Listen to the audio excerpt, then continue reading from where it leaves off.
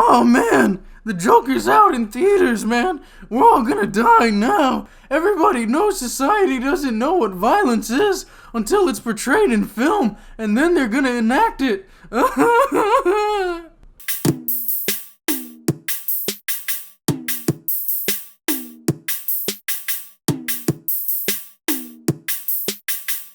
What's up, South Sibs subscribers? It's me, the H.E.C, and we're going to do these little segments that I like to call the H.E.C's Hot Minute at the Movies. And in this segment, I'm just going to talk about a movie briefly, give my review on it, and then if you want the more long-form traditional style reviews that we normally do, just wait till a South Sibs episode review comes out. If one is available, sometimes it might just be me reviewing a film and just me. So nevertheless, let me just start off by saying I'm so honored that the inaugural episode is going to be Joker. Let me start off by saying this movie does not incite real-world violence, because I know that's the big controversy going on. In fact, even at the screening, they went to ridiculous measures to ensure that another Aurora unfortunate tragedy wouldn't happen again. And personally, I think if you're one of those people on 8chan and 4chan just trolling, just stop it, alright?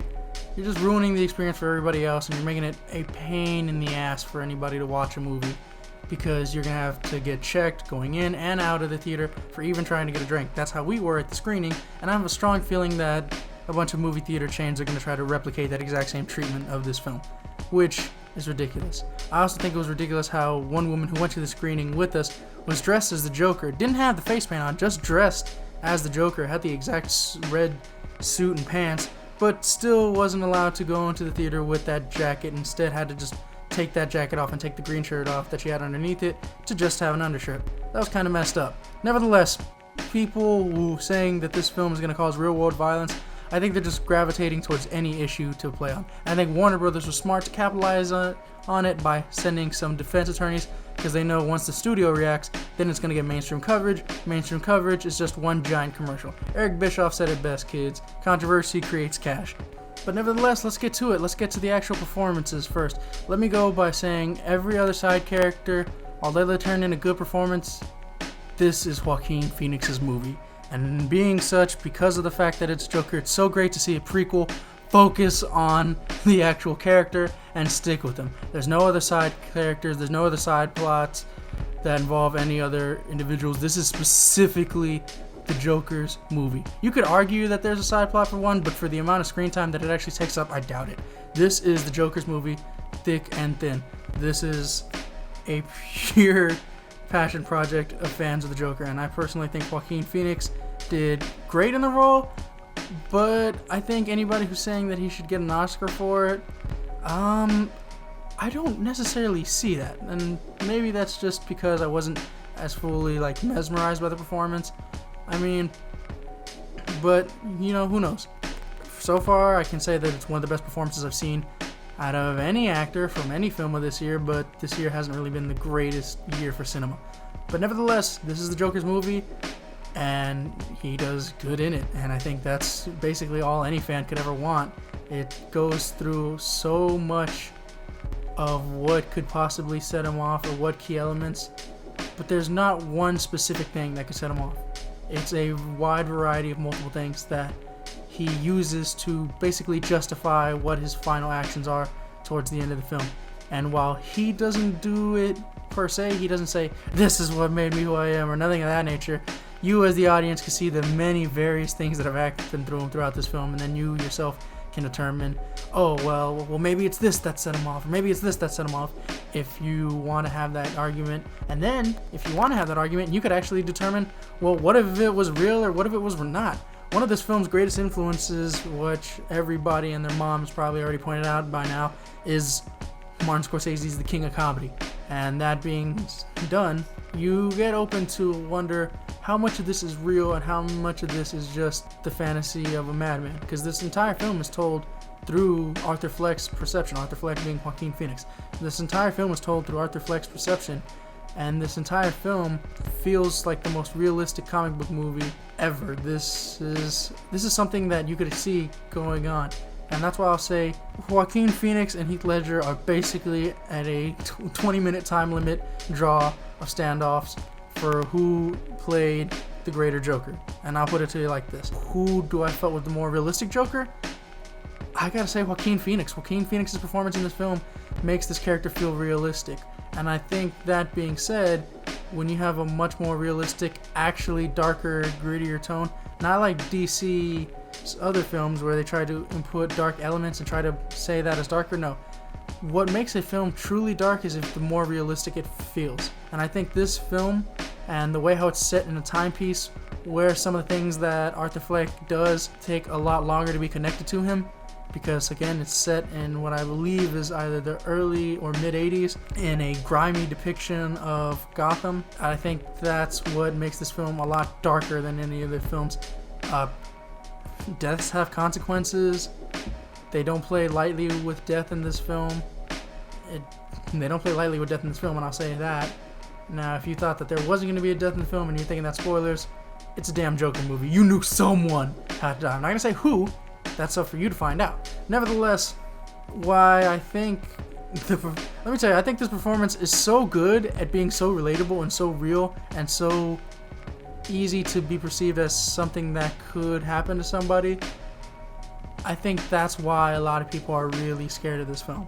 People are scared of this film because they believe that it's going to inspire somebody. Probably because they know somebody who has symptoms of what Arthur Fleck has, or are going through certain situations that Arthur Fleck has, because Arthur Fleck is going through various situations that can be found with lower class citizens within the United States. Me being a lower class citizen, there were some things that I could relate to on Arthur Fleck's level, but I wouldn't go as far as Arthur Fleck would in this film. And I think because it's a lot of high maintenance critics and a lot of high rich media personalities, anyone who sees the trailer know that one of the main caveats of these large crowds that despise Thomas Wayne is it's rich versus poor. And I think a lot of these rich film critics and a lot of these rich media personalities are really scared because they think one of us low class folk is gonna come up there with the gun, put the face paint on, and become the Joker. But that's not true. It's not true at all.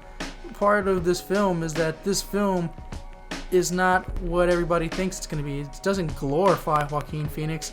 It just shows you his perspective and how he does things and how he functions. When you see a serial killer documentary, you're not supposed to cheer for the serial killer. And I think it's with that same grittiness and realistic feel that this movie does, and the way how they mastered the timepiece.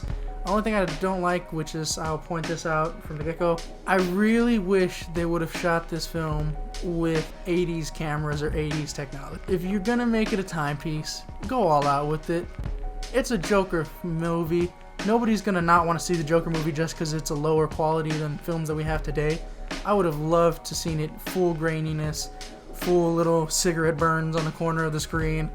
If they would have gone all out with that, it would have been beautiful. And I say that because the beginning credits and the ending credits are in the format and style of those classic films from the 80s. So I was just kind of disappointed that the film, the cinematography-wise, matched up to the looks of it very well. Did very well. But, just kind of wish it would have just went all out for it. Maybe that's the hipster in me. I don't know. But this film is very good. The film is packed full of messages, and I think that's what people are scared of. Like I said, the more realistic the Joker comes off as, the more scared individuals are going to be about him because of the certain situations that Arthur Fleck gets caught up in and the certain things that could easily be relatable to any lower class or anybody of mental struggles or things of that nature.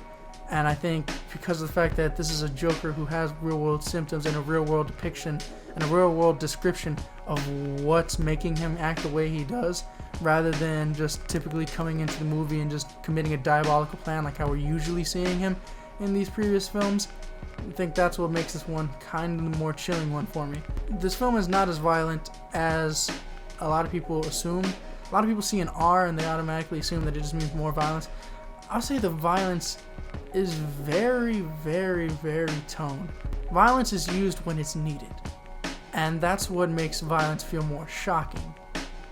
When you limit the amount of violence that you do, and you limit how much occurs, and you save it for the special moments, and this film, using its amazing score to build up incredible suspense, especially with previous scenes establishing how the Joker functions, and us knowing that the dramatic irony gets kicked up to 11 here. And I think with that suspense, the deaths are more impactful, but overall from a viewing perspective, this film is not as violent as other films, hell, even within that time period.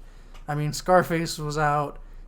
Scarface, Texas Chainsaw Massacre, more gore horror movies were out at this little time period that this film is set in. A lot more bloodier films and a lot more violent things going on screen than in this movie. I think just people aren't used to seeing real world violence and real world consequences to violence. That's why they'll depict this one and say that this one's more gory or more dangerous. But overall, from a viewing audience member and a avid viewer of such grotesque and horror and violent films, this isn't the most violent thing I've seen in screens. I don't even think this is probably the most violent film out this year. Nevertheless, great movie. If I gotta be real and if I gotta be honest with y'all, 1 to 10's how we do it here at the South Sibs. I gotta give this one a lucky number 7, man. Entertained me. It was fun to watch. Just great. I just loved it all the way, and I can't say anything more about this film. This film did a badass job, and I personally am excited to see what's gonna happen now. I really wish that Warner Brothers takes a look at this film and tries to emulate it, but not be an overt knockoff. Darker, I'll put it like this. This is DC's Logan. That level of performance, that level of greatness, and man, I cannot just recommend this film enough. If you're a huge Joker fan, if you want to see something to sink your teeth into, this is it. And so with that being said, I'm the H.E.C. This is Hot Minute at the Movies. Peace.